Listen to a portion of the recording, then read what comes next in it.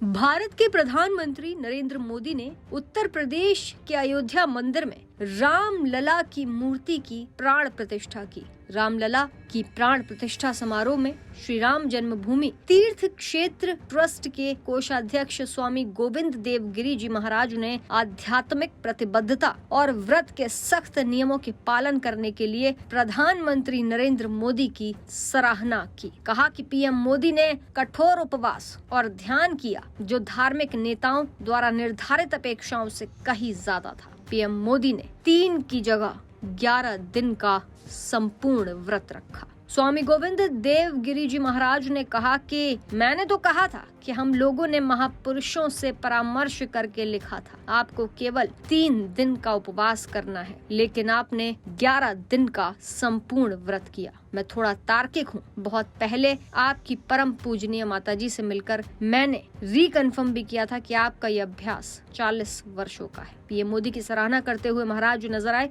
बोले कि राष्ट्रीय नेता प्राप्त होना ये सामान्य बात नहीं है। विभिन्न दिनों में हमने कहा था कि आपको विदेश प्रवास नहीं करना चाहिए, क्योंकि आते जाते समय कई विघ्न आते हैं। आपने विदेश प्रवास भी टाल दिया, ये सिर्फ देशभक्ति के कारण हुआ। आपने दिव्या देश का प्रवास ऐसा किया कि नासिक से आरंभ किया, गुरुवायूर गए, श्री रामेश्वरम गए, 11 दिनों तक पीएम फर्श पर सोए।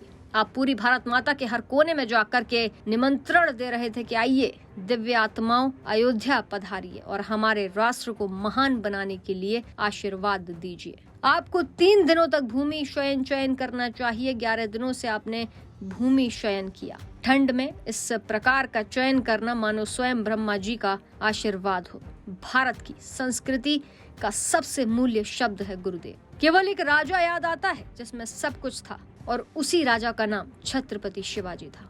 क्या कुछ कहा गया इस दौरान, चलिए आपको सुनाते हैं। मनुष्य के जीवन में और उसके सामाजिक जीवन में जो अनेक संकल्प होते हैं, उन संकल्पों की सिद्धि होते के समय जो समाधान प्राप्त होता है, वह समाधान कल हमने पूरी तरह प्राप्त किया।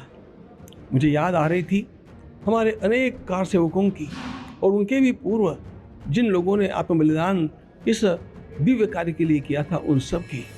और मुझे अंतःकरण में पुनः पुनः भाव उमड़ करके आ रहे थे कि मोदी जी के प्रयासों के कारण आज उसके ऊपर कलशारोपण हो रहा है, उसका कार्य पूर्ण हो रहा है।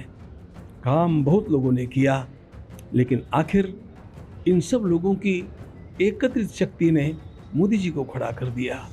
और इसलिए उनका जो भी वर्णन किया जाए वो मुझे कम ही लगता है।